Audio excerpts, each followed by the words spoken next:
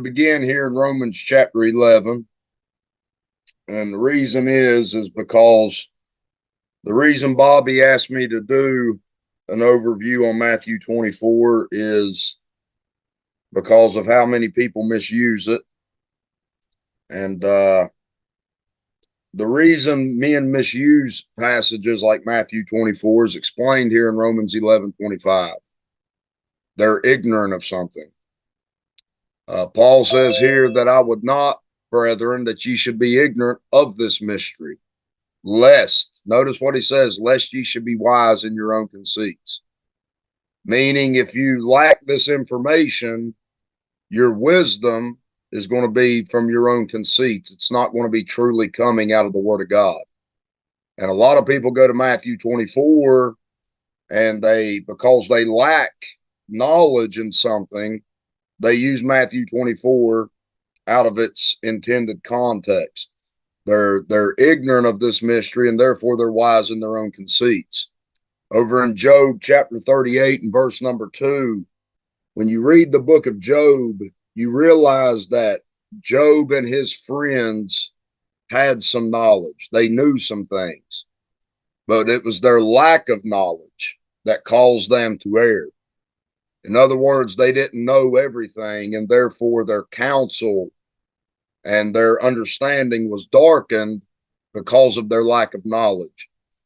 God shows up in Job 38:2 and says, who is this that darkeneth counsel by words without knowledge? So a lot of people use Matthew 24, but their counsel is darkened because of their lack of knowledge. And this is why we're doing these lessons on Matthew 24, because people have misused it because they're ignorant of what Paul's talking about here in Romans chapter 11. And what he's talking about here in Romans chapter 11, if you look there in verse 26, down here halfway through the verse, he says, and so all Israel shall be saved, which is what Matthew chapter 24 is about. Matthew 24 is not about the salvation of Gentiles. Matthew chapter 24 is about the prophesied salvation of the nation of Israel. There is a prophesied salvation of Israel. That is the nation. The nation at this present time, there's only a remnant of them saved. The vast majority of the nation is in blindness. But there is a time coming, according to prophecy, that the whole nation is no longer going to exist just in a remnant of believers, but the whole nation is going to return to God and be saved. And this salvation, this prophesied salvation, comes at the second coming of Jesus Christ. The nation of Israel is going to be saved at the second coming. And as we're going to see this morning, that salvation comes through Jesus Christ returning and conducting warfare and judgment against the nations. That's how Israel is going to be delivered from their enemies. It's through the second coming of Jesus Christ to come and judge and make war and deliver his people out of the hands of Gentile control. And that's what Matthew 24 is about. It's about this prophesied salvation that even Paul's talking about here in Romans chapter 11. But if you notice in verse 25, he says that something has happened to Israel. He says, I would not have you ignorant, brethren, of this mystery, lest ye should be wise in your own conceits, that blindness in part is happened to Israel. And so something has happened to Israel at the present. The salvation is still going to come, but something has happened to them. And it deals with this mystery. If you look back in Romans chapter 11, if I can get my thing to work here. In Romans 11:7, Paul says, what then? And so Paul's now ready to make a conclusion based on what he's taught in Romans 9:10. And he says, what then? Well, here's the conclusion. Israel hath not obtained that which he seeketh for. And so at this present, Israel has not obtained what he seeketh for, but notice this, but the election hath obtained it. Right now, there is a remnant of Israel that has obtained that salvation that they seek for.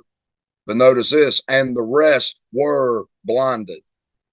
And so Israel has not obtained that which he seeketh for, but the election obtained it, and the rest were blinded. Now in verse 11, he says, I say then, have they, talking about Israel, the ones that were blinded and fell, have they stumbled that they should fall? God forbid. But rather through their fall, salvation has come unto the Gentiles for to provoke them, the nation of Israel that is blinded, to provoke them to jealousy. And so if you lay this out now, Israel did not obtain that salvation. The election obtained it, the rest were blinded, and then God sent salvation to the Gentiles. And according to Paul, this is the mystery that he does not want you ignorant of. That the nation of Israel, something was sent to Israel, they were blinded to it, and then God sent salvation to the Gentiles, and now Israel is blind in part until the fullness of the Gentiles be come in, and so all Israel shall be saved. Notice that, until the fullness of the Gentiles be come in. And so this is the mystery Paul does not want you ignorant of. Matthew 24 is about the prophesied salvation of Israel. But Israel at this present time is in blindness until the fullness of the Gentiles be come in, meaning Matthew 24 cannot be fulfilled until this fullness of the Gentiles come in.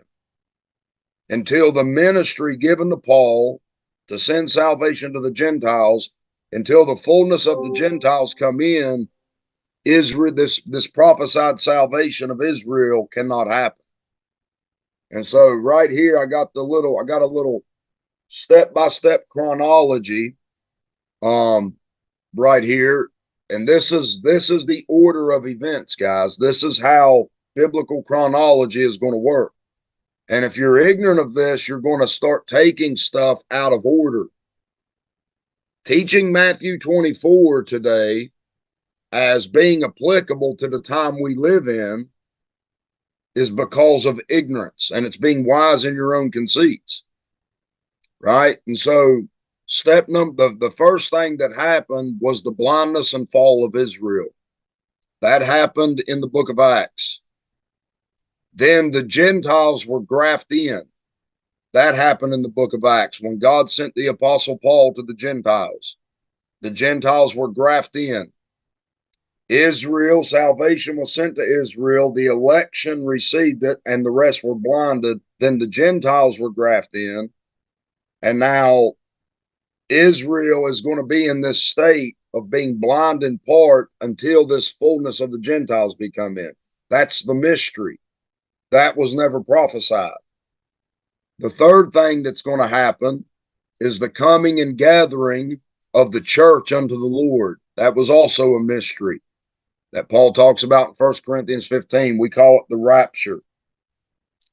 All right. Then after the rapture of the body of Christ, after the church is gathered unto the Lord, then will begin the last days upon the nation of Israel, which Christ in Matthew 24 divides into three periods. This is what we've been looking at.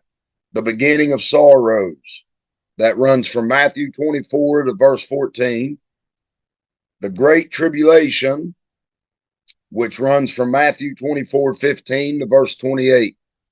That Great Tribulation will begin, as Christ says there, when they see the abomination of desolation spoken of by Daniel the prophet stand in the holy place. And then you have after the tribulation of those days from Matthew 24:29 through 31. And that's what we're going to focus on this morning is after the tribulation. We've looked all the way up to verse 28. We're going to pick up in verse 29 this morning with what Christ says here. And guys, we're going to be looking at a lot of verses. You're going to have to flip through your Bible a lot this morning. We're going to look at a lot of passages dealing with the second coming of Christ. And what we're going to see here is that Israel is going to go through a great time of trouble. If you remember Jeremiah chapter 30, in verse number 7, it says that it is the time of Jacob's trouble, but he shall be saved out of it. The salvation that Israel's going to be saved with is going to be out of a time of trouble. And the way they're going to be saved is by the second coming of Christ. He's going to come and make war against their enemies and deliver them out of the hands of their enemies. And so here in Matthew 24:29, it says, immediately after the tribulation of those days shall the sun be darkened, and the moon shall not give her light, and the stars shall fall from heaven, and the powers of the heavens shall be shaken. And so notice what he says there, immediately after the tribulation. Get that phrase, of those days. Now, those days there is the last half of what we call the 70th week of Daniel. And we know that that time period lasts for 1,260 days. That's the book of Revelation, chapter 12. And so the tribulation of those days is going to last for 1,260 days. And immediately after those 1,260 days, the sun is going to be darkened. The moon's not going to give her light. The stars are going to fall from heaven, and the powers of the heavens shall be shaken. Now, this gives us enough description here to run a lot of references in the Bible. And that's what we're going to do this morning. The first place we're going to go is Joel chapter 2. It says, the sun shall be turned into darkness, and the moon into blood, before the great and terrible day of the Lord come. Now notice that. Christ said immediately after the tribulation, the sun's going to be darkened, and the moon shall not give her light. Well, here in Joel, it says the sun shall be turned into darkness and the moon into blood before. And so we have the word after and before. And so in Matthew 24, he says it's after the tribulation of those days. In Joel chapter 2, it says it's before the great and terrible day of the Lord come. So here we see that the great and terrible day of the Lord is after the tribulation of that final 42 months of the 70th week. And so the great and terrible day of the Lord is directly connected to the second coming of Jesus Christ. This is why Paul says in 2 Thessalonians that the day of Christ cannot come except the man of sin be revealed first. And that's the order Christ gives you in Matthew 24 also. The abomination of desolation comes, and then after the tribulation of those days, the great and terrible day of the Lord is going to come. Notice what it says, and it shall come to pass that whosoever shall call on the name of the Lord shall be delivered. For in Mount Zion shall be deliverance, as the Lord hath said, and in the remnant whom the Lord shall call. And so the day of the Lord is salvation for them that call upon the name of the Lord.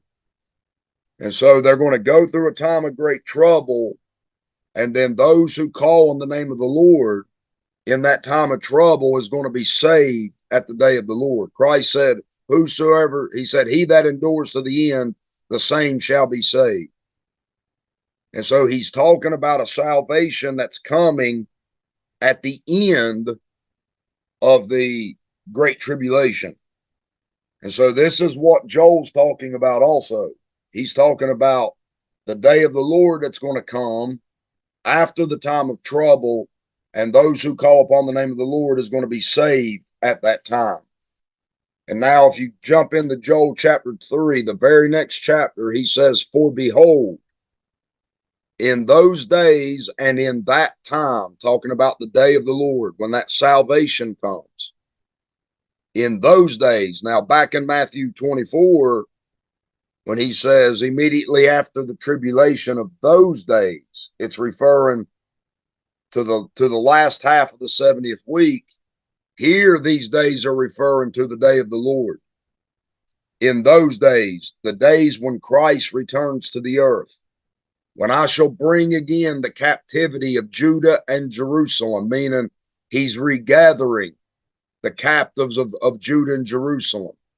He says, I will also gather all nations and will bring them down into the valley of Jehoshaphat and will plead with them for my people and for my heritage Israel, whom they have scattered amongst the nations and parted my land. So when Christ returns and regathers his people in that day of salvation, he's also going to gather all the nations of the earth. And he's going to plead with them, meaning he's going to judge them like a lawyer pleads in a courtroom. He's going to plead with the nations for his people and his heritage, who they scattered and parted his land. They're going to be judged. Christ is going to judge all nations for how they treated his people and his nation. Right? Look at Matthew chapter 25. Christ says the same thing over here in Matthew chapter 25, beginning in verse 31. When the Son of Man shall come in his glory. Once again, this is not coming to gather his church. This is the second coming. When the Son of Man shall come in his glory and all the holy angels with him, then shall he sit upon the throne of his glory. And before him shall be gathered all nations, and he shall separate them one from another, as a shepherd divideth his sheep from the goats. And he shall set the sheep on his right hand, but the goats on his left, on the left. Then shall the king say unto them on his right hand, Come, ye blessed of my Father, inherit the kingdom prepared for you from the foundation of the world. So some of these nations are going to inherit this kingdom. And the reason they're going to inherit the kingdom is he says, For I was hungered and ye gave me meat. I was thirsty and ye gave me drink. I was a stranger and ye took me in. Naked and ye clothed me. I was sick and ye visited me. I was in prison and ye came unto me.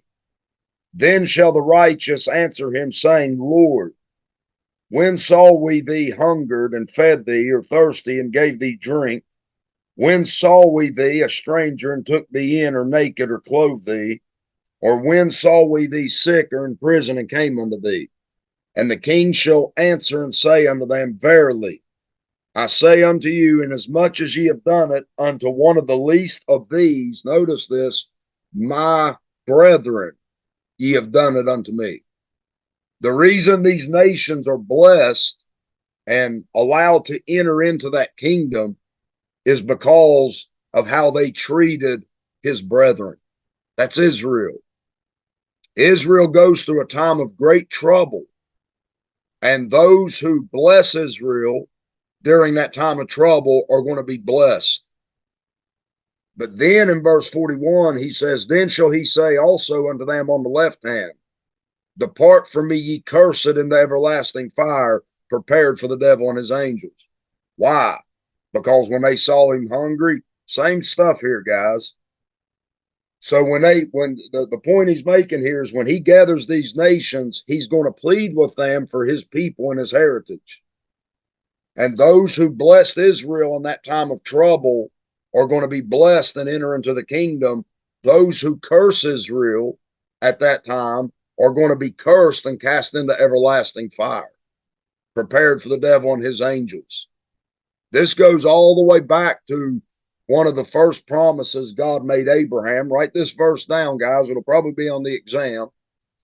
But if you remember back in Genesis chapter 12, one of the first promises God made to Abraham is, I will bless them that bless thee and curse them that curse thee. And right here we see the nations that some are blessed and some are cursed. They're blessed. The nations that are blessed because they blessed Israel. The nations that are cursed because they cursed Israel. Now, you and I are not being saved today as Gentiles. These are Gentiles at the second coming. You and I are not being saved today by our treatment of Israel. You and I are being saved today by faith in the Lord Jesus Christ through the fall and blindness of Israel. And so you got to get this stuff right, guys. This is why so many people misuse Matthew 24.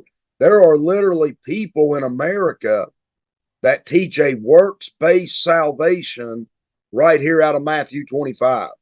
That if you visit people in prison, if you feed the hungry and all this stuff, that you'll be saved. But this has nothing to do with the time you and I live in. Should we do these things? Yes. But they're not going to get you entrance into heaven today. This is about nations at the second coming of Jesus Christ. Now look at what he says in Joel 3:9. This is God's message to the Gentiles for a future time. Now, guys, Joel 3:9 through 12, this is not what we proclaim among the Gentiles today. What we preach to the Gentiles today is that Jesus Christ died for their sins. But look at this message. Proclaim ye this among the Gentiles. Now, Paul was the apostle of the Gentiles.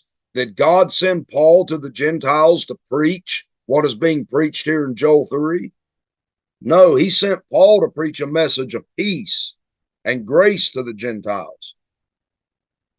All right, but there's going to come a time when the fullness of the Gentiles come in, and then this is God's message to the Gentiles. Proclaim ye this among the Gentiles, prepare war. Wake up the mighty men. Let all the men of war draw near. Let them come up. Beat your plowshares into swords and your pruning hooks into spears. Let the weak say, I am strong. Assemble yourselves and come, all ye heathen, and gather yourselves together round about. Thither cause thy mighty ones to come down, O Lord.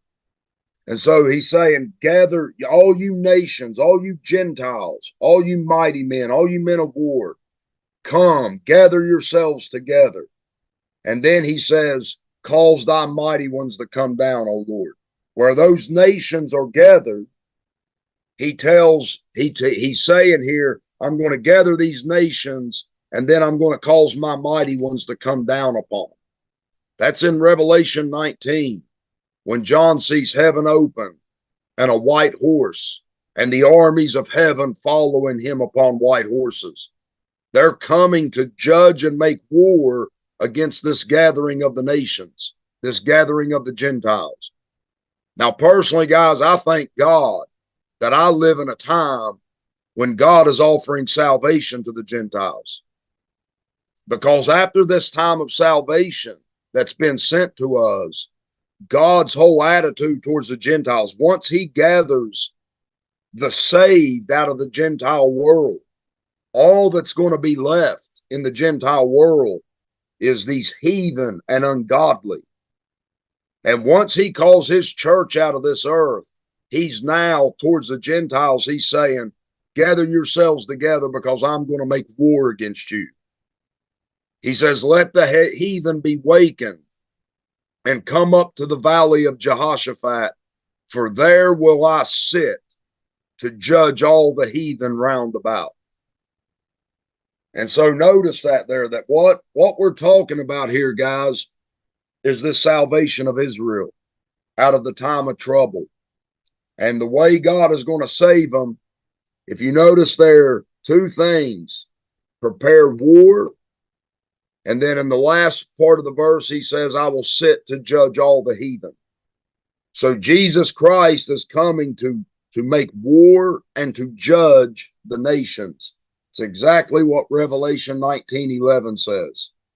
I saw heaven open, and behold, a white horse, and he that sat upon him was called Faithful and True, and in righteousness he doth judge and make war.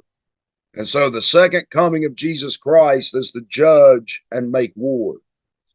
Joel 3:13, put you in the sickle, for the harvest is right. Come, get you down, for the press is full. The fats overflow, for their wickedness is great. Notice that. Get you down. Why? The press is full. Look at Revelation chapter 14. The reason he's telling his son to come down is because the winepress is full. And he wants him to come and tread that winepress. You can find this in Revelation 14, beginning in verse 18. And another angel came out from the altar, which had power over fire, and cried with a loud cry to him that had the sharp sickle, saying, Thrust in thy sharp sickle, and gather the clusters of the vine of the earth, for her grapes are fully ripe. And the angel thrust in his sickle into the earth, and gathered the vine of the earth, and cast it into the great winepress of the wrath of God.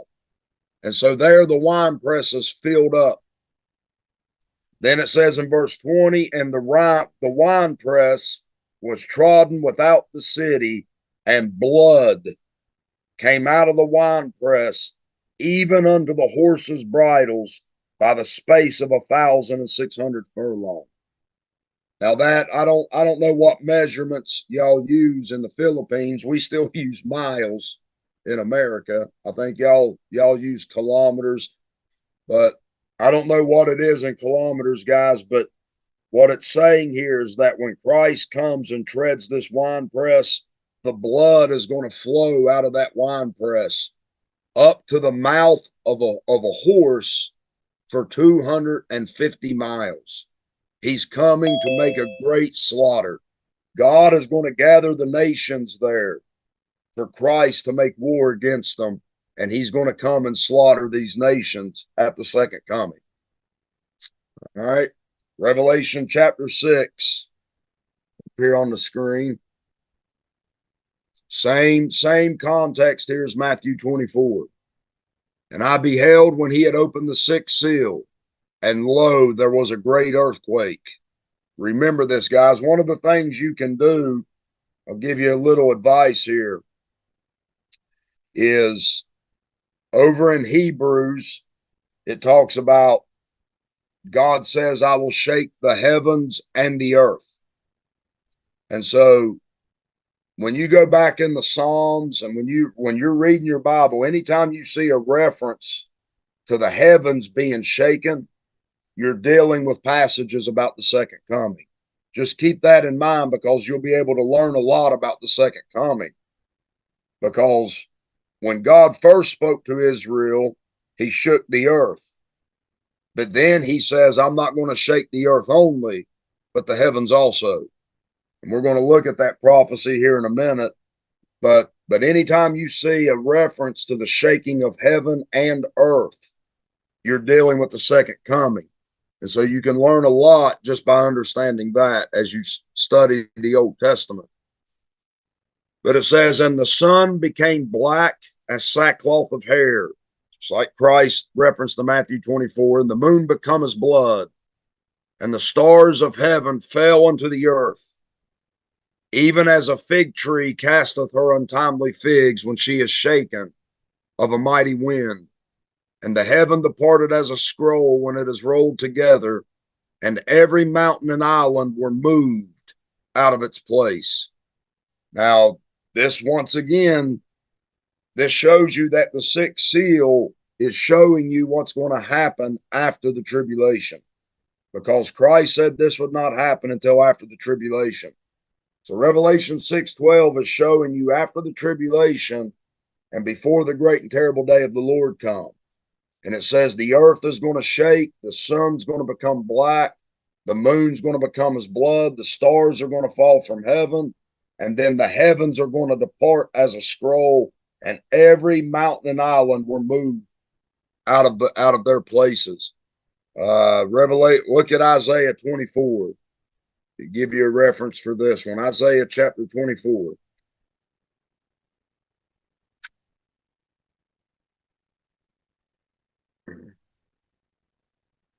Beginning in verse 17,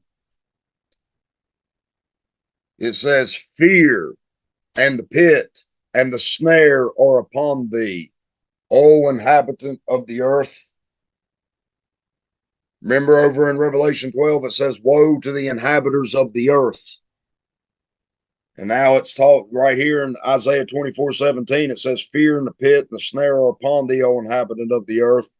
And it shall come to pass that he who fleeth from the noise of the fear shall fall into the pit. He that cometh up out of the midst of the pit shall be taken in the snare. For the windows from on high are open, and the foundations of the earth do shake. That's what you're reading about here in Revelation 6. The earth shaking and the heavens being open. It says the earth is utterly broken down. The earth is clean dissolved. The earth is moved exceedingly. The earth shall reel to and fro like a drunkard. That's a great earthquake. Right here, great earthquake. Isaiah 24:20, great earthquake. The earth is going to go back and forth like a drunkard. Like a drunkard wobbles, the earth is going to wobble in that day. And shall be removed like a cottage, and the transgression thereof shall be heavy upon it, and it shall fall and not rise again. And it shall come to pass in that day that the Lord shall punish the hosts of the high ones that are on high, and the kings of the earth upon the earth. So in that day, God's going to punish the host of the high ones that's in the heavenly places, and the kings of the earth upon the earth. They shall be gathered together as prisoners are gathered in the pit, and shall be shut up in the prison, and after many days shall they be visited. And so these kings and these high ones are going to be gathered together. Remember, the nations that curse Israel are going to be cast into fire with the devil and his angels. This is what Isaiah is about. The host of the high ones is the devil and his angels, and the kings of the earth, they're all going to be gathered together and thrown into the pit. And then after many days, God is going to visit them. That's at the end of that 1,000 years. They're going to be gathered together and judged at the great white throne. I know this is a lot of information, guys, but this is Bible references to what's going to happen after the tribulation. Look in right back in Revelation 16:15 now. It says, and the kings of the earth, what we just read in Isaiah 24 also, and the kings of the earth and the great men and the rich men and the chief captains and the mighty men and every bondman and every free man shall gather themselves in the dens and in the rocks of the mountains, and said to the mountains and rocks, fall on us, and hide us from the face of him that sitteth on the throne, and from the wrath of the Lamb. For the great day of his wrath is come. There's the great and terrible day of the Lord. For the great day of his wrath is come, and who shall be able to stand? And so after the tribulation, these things are going to happen. And then all the kings, all the armies, all these mighty men, they're going to go into the mountains and ask them to fall on them and hide them from the great day of the wrath of Almighty God. Right? Isaiah chapter 2 is a reference to Revelation 6. Isaiah 2:10. I'm not going to read all of this, guys, but just pay attention here. Isaiah 2:10. Enter into the rock and hide thee in the dust for the fear of the Lord and for the glory of his majesty. Verse 19 says, they shall go into the holes of the rocks and into the caves of the earth for fear of the Lord and for the glory of his majesty when he ariseth to shake terribly in the earth, to shake terribly the earth. They're going to go into the clefts of the rocks and into the tops of the ragged rocks for fear of the Lord and for the glory of his majesty when he ariseth to shake terribly the earth. And so write that chapter down. Isaiah 2:10 through 22 is a reference to Revelation 6 and what's going to happen at the end of the tribulation.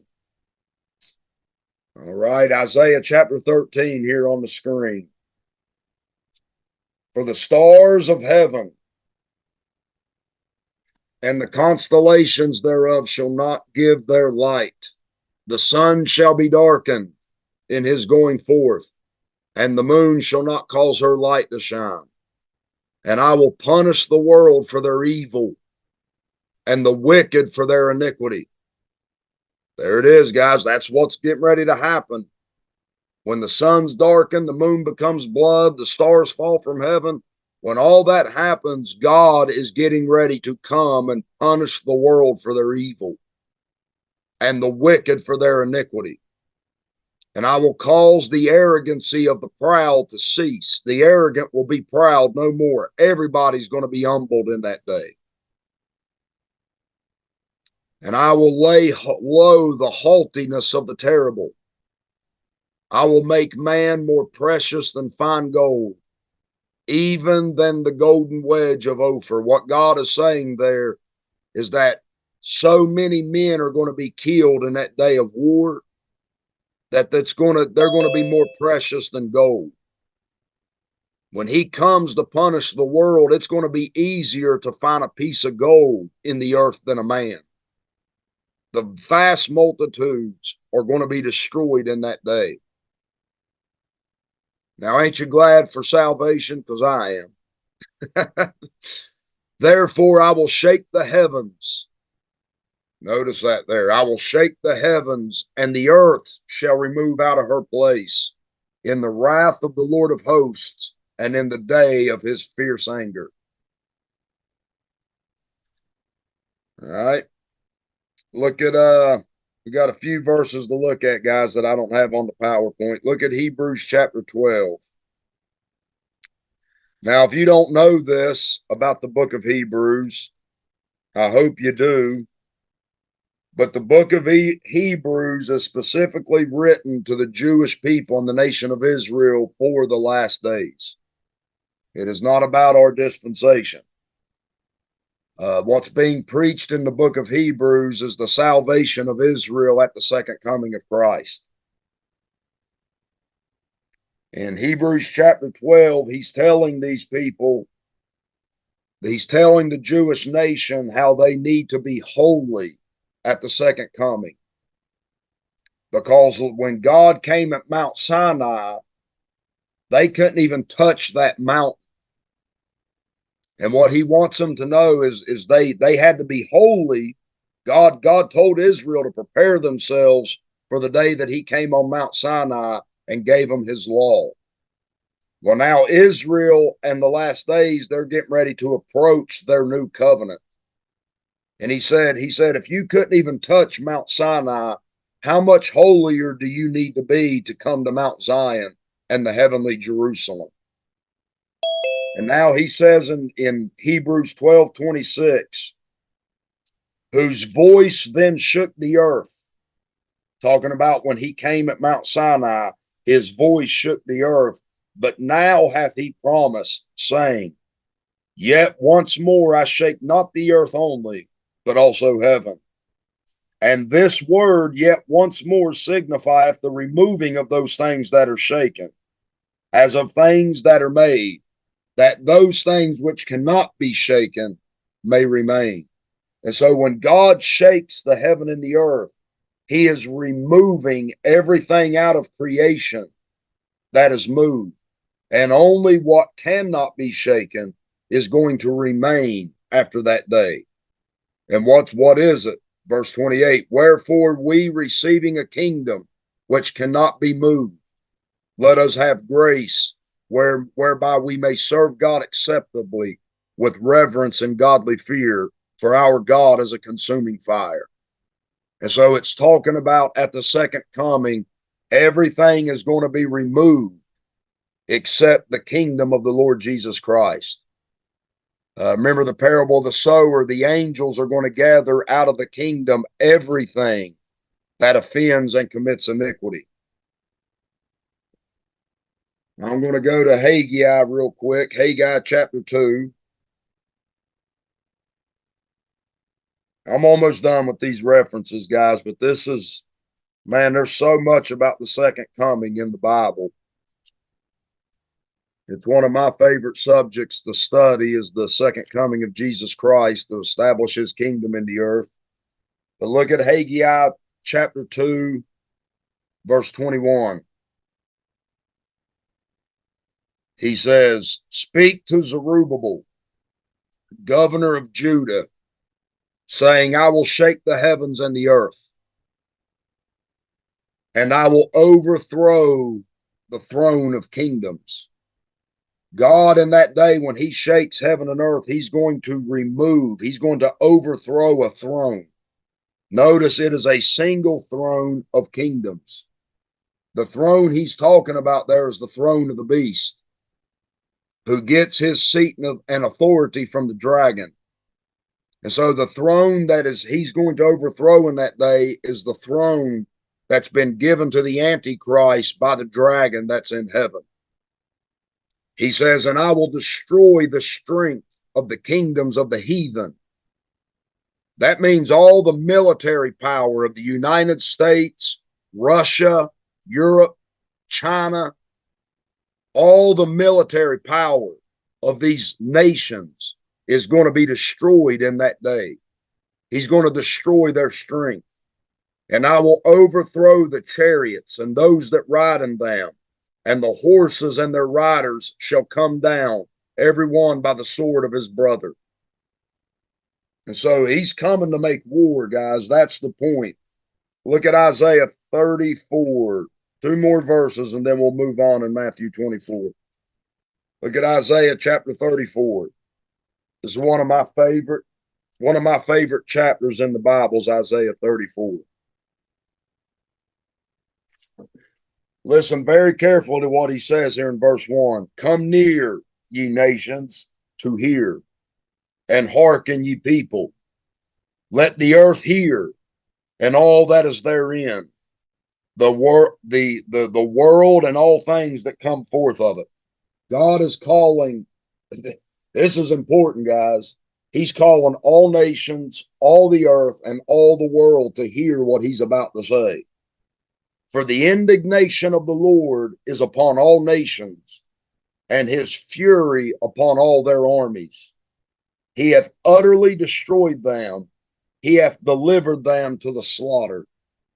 Their slain also shall be cast out, and their stink shall come up out of their carcasses, and the mountains shall be melted with their blood, and all the host of heaven shall be dissolved, and the heavens shall be rolled together as a scroll. There it is again. And all their hosts shall fall down as the leaf falleth off from the vine, and as a falling fig from the fig tree. For my sword shall be bathed in heaven. Behold, it shall come down upon Idumea and upon the people of my curse to judgment. And the sword of the Lord is filled with blood. It is made fat with fatness, and with the blood of lambs and goats, with the fat of the kidneys of rams. For the Lord hath a sacrifice, watch this, in Bozrah, and a great slaughter in the land of Idumea. Verse 8 says, it is the day of the Lord's vengeance, and the year of recompenses for the controversy of Zion. What does he mean there? That he is now taking vengeance upon the nations and recompensing what they've done to Zion.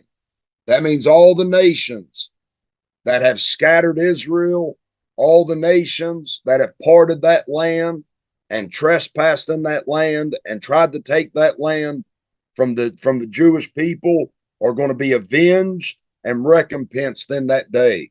God is coming to fight against the armies of the world to take vengeance for Mount Zion. Now, notice Bozrah and the day of the Lord's vengeance, and look at Isaiah 63. Isaiah 63.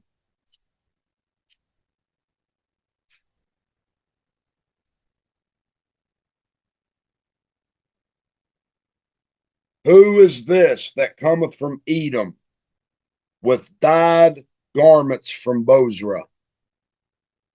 This that is glorious in his apparel, traveling in the greatness of his strength. I that speak in righteousness, mighty to save. Wherefore art thou red in thine apparel, and thy garments like him that treadeth in the wine fat?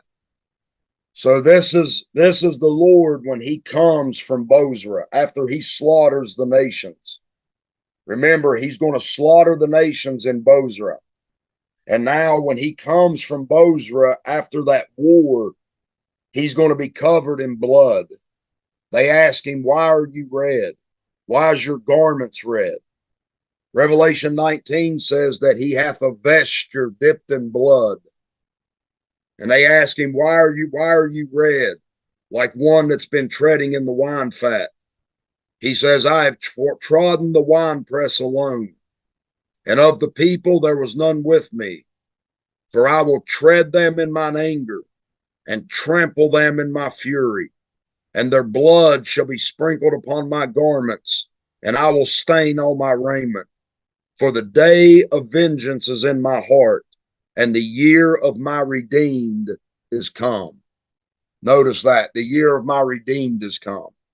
So he's coming to judge and make war against the nations. And when he does that, he's going to save his people. And so this is the salvation, guys, that Matthew 24 is talking about. You know, so many people take Matthew 24:13. He that endures to the end shall be saved. And they try to say that you have to endure to the end to be saved. They say there's no such thing as eternal security. These people don't even know what salvation is being talked about in Matthew 24. The salvation of Matthew 24 is not a man getting his sins forgiven.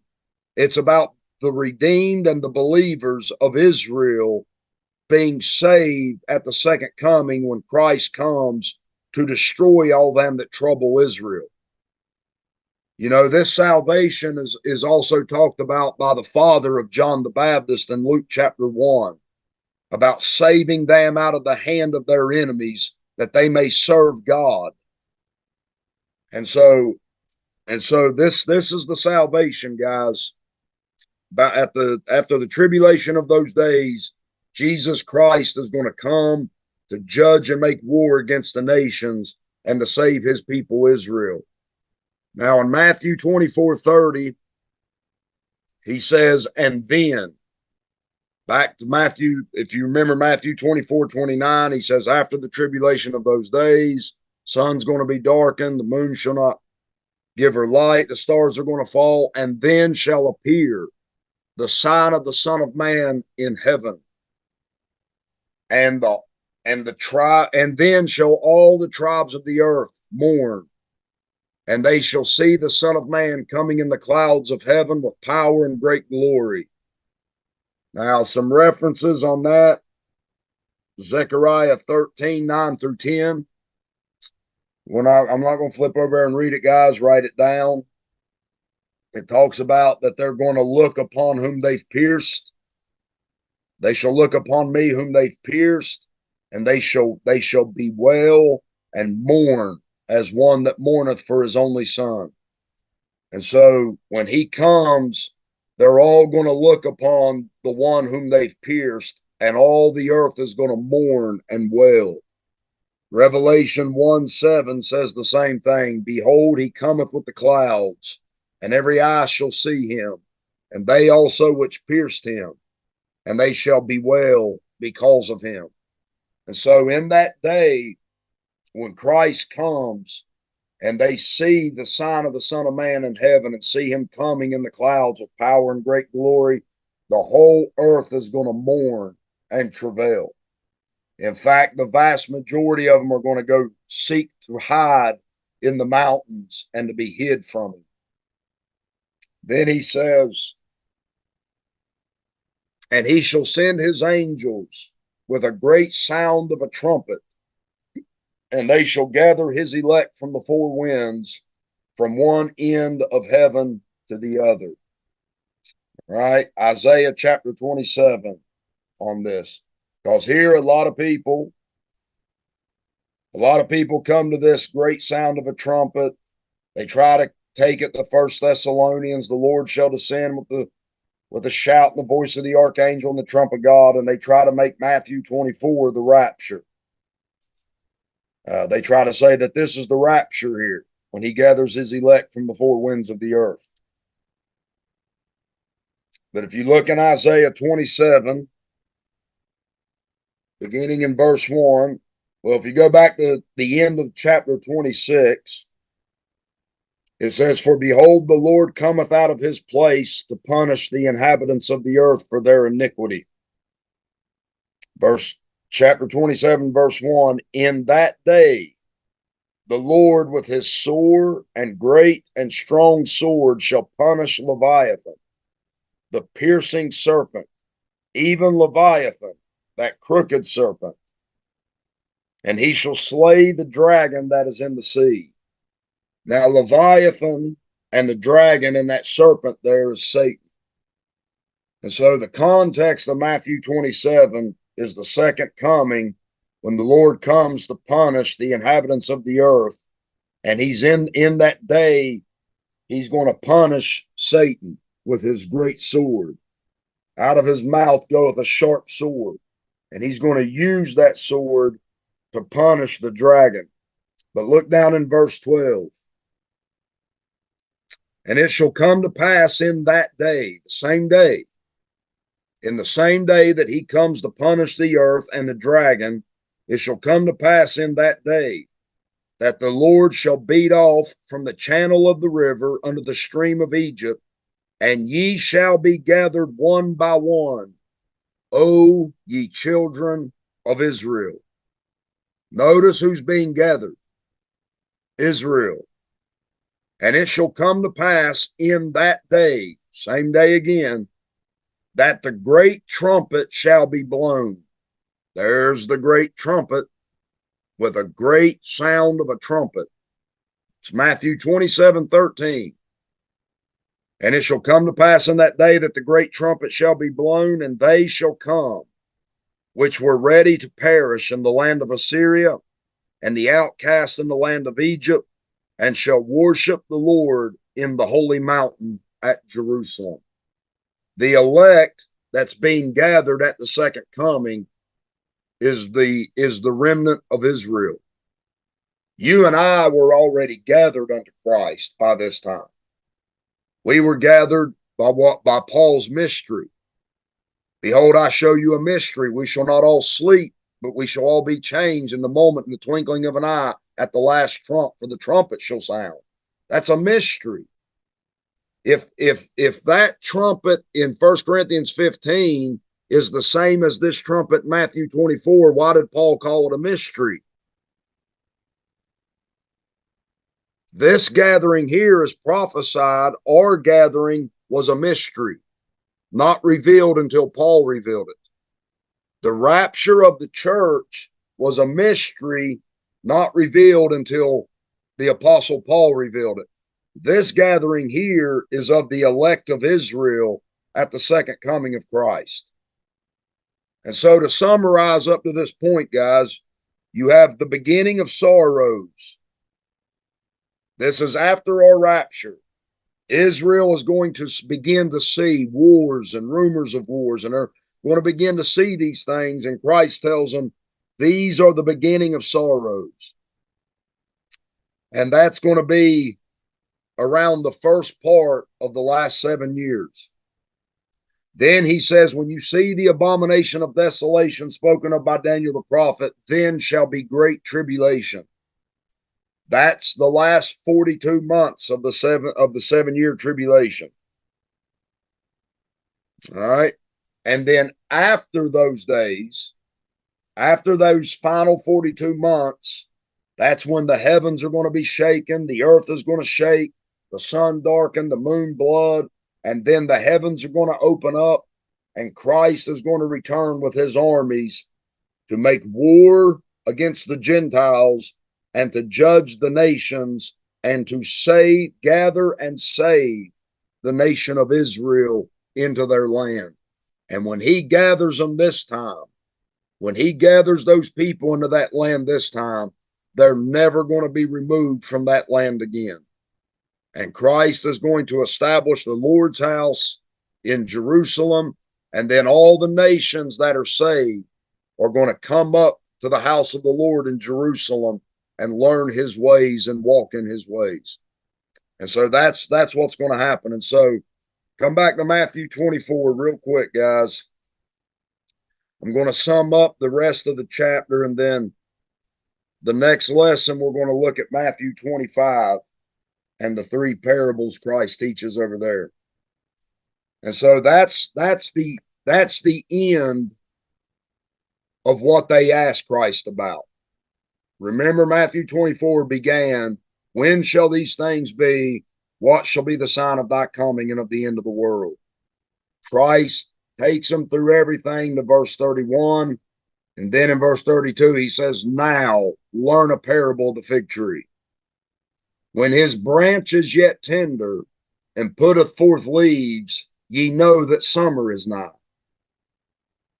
So likewise ye, when ye shall see all these things, know that it is near, even at the doors. And so, listen, guys, the point he's making here is these things are not going to happen over hundreds of years, decades, over thousands of years. He's saying when you see a fig tree and you see the leaves on it are green, you know that summer is near. So likewise, when you see these things, know that it is near. What? The second coming. And so when they begin to see these things, it's going to happen quickly. The book of Revelation says, things which must shortly come to pass. These things are going to happen, guys, not, if you watch YouTube or you listen to some preachers, man, they put out a video and say the fourth seal has been opened and all this nonsense. And they make the book of Revelation like it's happening a little bit at a time over a long period of time. Christ says, when you see these things, it is near. They're going to happen quick. They're not going to happen over a long period of time. God said that he's going to make a short work in the earth. When God begins to do these things, it's going to be short and quick. Now he says, verily I say unto you, this generation shall not pass till all these things be fulfilled. Now, what does he mean? What generation? The generation that sees these things. That's the point he's making. When you see all these things, it is near. And I say unto you, this generation shall not pass till all things be fulfilled. What generation? The generation that sees all these things. It's not going to happen a little bit in one generation and then a little bit in another generation. No, he's saying when these things begin, then the end is near, and the generation that sees these things shall not pass till all things be fulfilled. It's going to happen quickly. Heaven and earth shall pass away, but my word shall not pass away. So he tells them what's going to happen, and now he wants them to understand this parable of the fig tree. And now from verse 36 to verse 41, he now says, but of that day and hour knoweth no man. Not the angels of heaven, but my Father only. He's saying, look, when you see these things, it's near, it's going to come, and that generation shall not pass, but that day and hour no man knows. Not the angels, my Father only. But as the days of Noah were, so shall also the coming of the Son of Man be. For as in the days that were before the flood, they were eating and drinking, marrying and giving in marriage, until the day that Noah entered into the ark, and knew not until the flood came, and took them all away, so shall also the coming of the Son of Man be. What's he mean? No man knows that day or hour. This is what he's saying. No man knows that day or hour, and the vast majority of the world, when it comes, it's going to take them unaware. They're going to be eating, drinking, marrying, giving in marriage, and the second coming is going to happen, and they're not even going to know it's coming. The vast majority of the world are going to be asleep and unaware. He says, then shall two be in the field. The one shall be taken, and the other left. Two women shall be grinding at the mill. The one shall be taken, the other left. Now, a lot of people read this. In fact, I've even heard songs that say, when Jesus comes, I don't want to stay here. I want to go. And they're talking about this passage. Guys, you don't want to listen. You and I are not going to be here during this time, but that's not a rapture. The one taken is taken into judgment. The one left is left into the kingdom. They want to be left at that time, because the ones taken, remember what he just said. They knew not till the flood came and took them all away. The flood took them away. Now he says, this is how the coming of the Son of Man's going to be. When he comes, one will be taken, the other left. The ones taken are taken in judgment. The ones left are like Noah. Noah was left. There were those taken away in the flood, and then Noah was left to inherit the earth. This is not a rapture here, guys. This is another place where men misuse the Bible. They're not taken to heaven. They're taken in wrath. If you remember in Matthew 13, when Christ teaches the parable of the wheats and tares, he says that the angels are going to come and gather all things that commit iniquity and take them and throw them in the fire. Then shall the righteous shine forth in the kingdom of their Father. And so the ones taken are taken into judgment, and the ones left are left to inherit the kingdom that's going to be set up on the earth. So now he makes his conclusion, guys, and I'll wrap up here. Now he makes his conclusion. In light of this, watch therefore. Based upon what he just said about the parable of the fig tree. You don't know the day nor the hour, he says, but you know when you see these things, it is near. And the vast majority of the world is going to be asleep, and that day is going to come upon them unaware, and they're going to be taken away in judgment. He says, watch therefore. So what he means is, watch for these things. Don't think that you know the day or the hour. He says, watch therefore. For ye know not what hour your Lord doth come. But know this, that if the good man of the house had known in what watch the thief would come, he would have watched, and would not have suffered his house to be broken up.